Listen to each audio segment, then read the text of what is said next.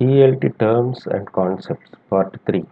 In this episode, we shall learn coherence and cohesion, denotation and connotation, metaphor and metonymy, context, collocation, and discourse analysis. Cohesion is the explicit use of linguistic devices, grammatical or lexical, to signal the relationships between items within a text. Halliday and Hassan, in the year 1976, identified five types of cohesive devices. Number one, reference. John walked in. He looked around for a moment. Here he refers to John. Number two, ellipsis.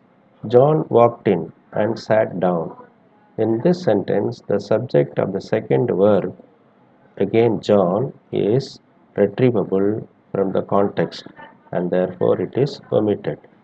Number three, substitution. I do not like cheese, but my friend does. Here, does substitutes for likes cheese.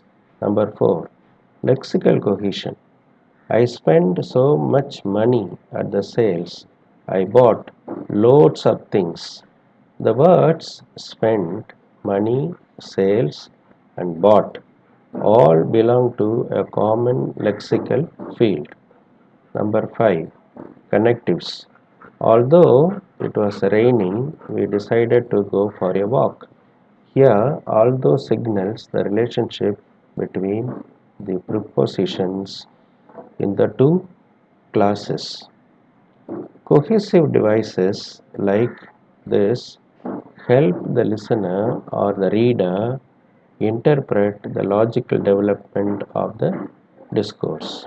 For example, I never understand what he is saying, so I bought a tennis racket. This sentence is cohesive through its use of a lexical field and linking word such as so, but it is not coherent. It doesn't make sense. However, a text may be coherent, for example, capable of logical interpretation without containing any such explicit linguistic connections. Widdowson has given an example in the year 1978. A says the phone is ringing. B replies, I am in the bath. A understands and says, OK. There are no cohesive ties, for example, grammatical or lexical links, linking these two utterances. But the second example can easily be interpreted, though through our knowledge of the world, as meaning I cannot go and answer it because for some reason. The exchange is therefore coherent without needing to be cohesive. What is denotation? Denotation refers to the literal or primary meaning of a word in contrast to the feelings or ideas that the word suggests. Beyond their immediate denotation, the words have a connotative power.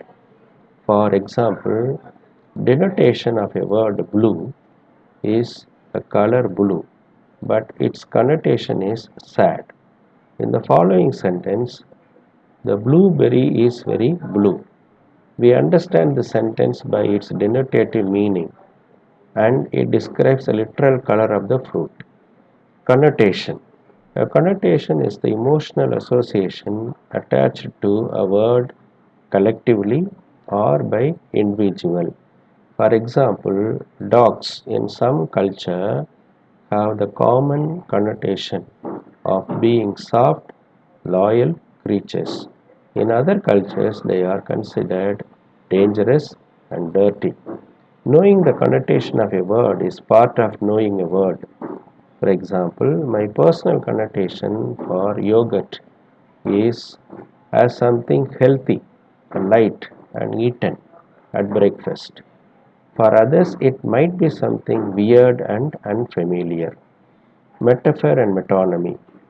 In his essay, Two Aspects of Language and Two Types of Aphasic Disturbances, Roman Jakobson, Russian formalist and then the founder of the Prague School of Linguistics, proposes that language has a bipolar structure, oscillating between the poles of metaphor and metonymy. Any discourse is developed along the semantic lines of the metaphoric and metonymic. Metaphor is a linguistic device where one topic leads to another through similarity or substitution, and metonymy, where one topic suggests another via contiguity. That refers to closeness in space, time, and psychological association. For example, metaphor, the expression eye of the heaven refers to the sun. The term eye of the needle is used as a metaphor for very narrow opening. Metonymy is a stand-in for other words. Heart, for example, is to refer to love or emotion, as it is in the sentence, My dear, you have all of my heart. Another example could be pen, that stands for a written word, sword, that stands for military aggression, crown, that stands for royal person. In short, if you understand metaphor as A is B, you have to understand metonymy as A for B.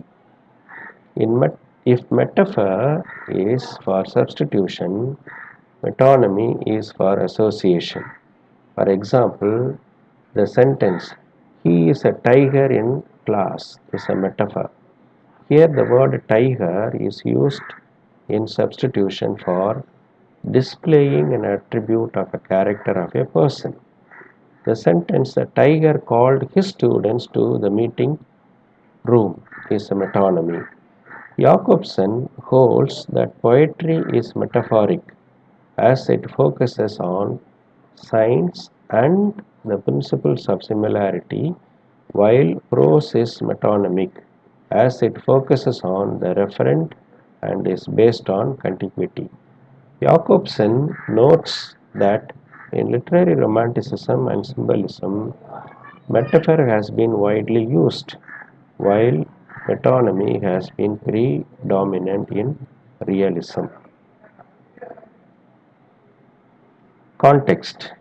This term is used in ELT to refer either to the situational where and when context in which something happens, or to the language surrounding words in a sentence or utterance, sometimes called co-text.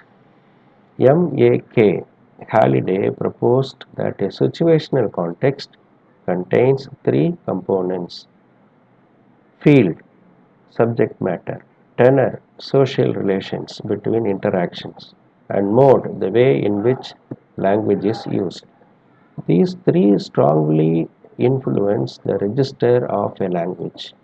The context in which languages are learned and taught are also much discussed in the realm of ELT. For example, when we teach learners a new language, it is important to put it in a context. This helps them understand its meaning. Collocation. Two or more words that occur together more often than on a random basis are said to collocate or to be collocations. Collocations may be strong. For example, blonde hair. In strong collocations, the words can rarely be replaced by other words. Other collocations are weaker. For example, gray hair.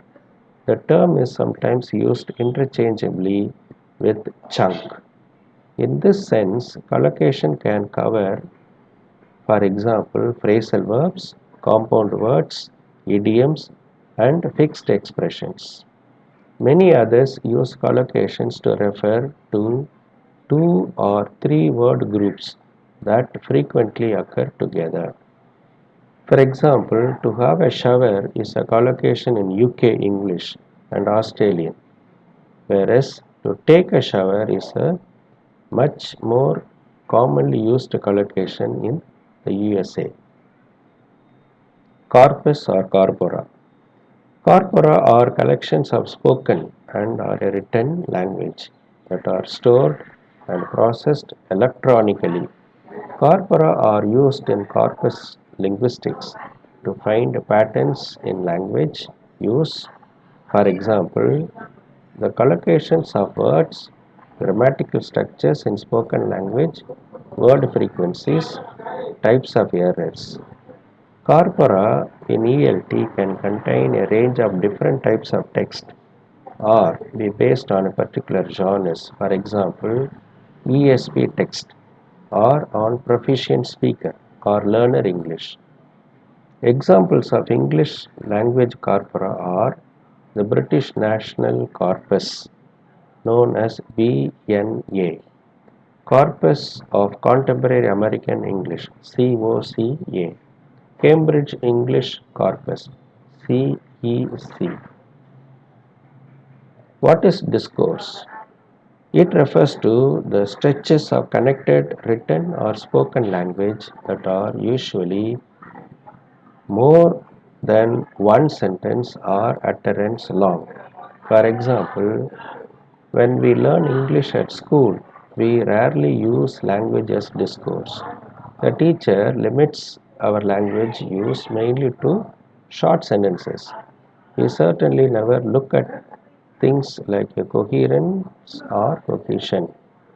Discourse analysis.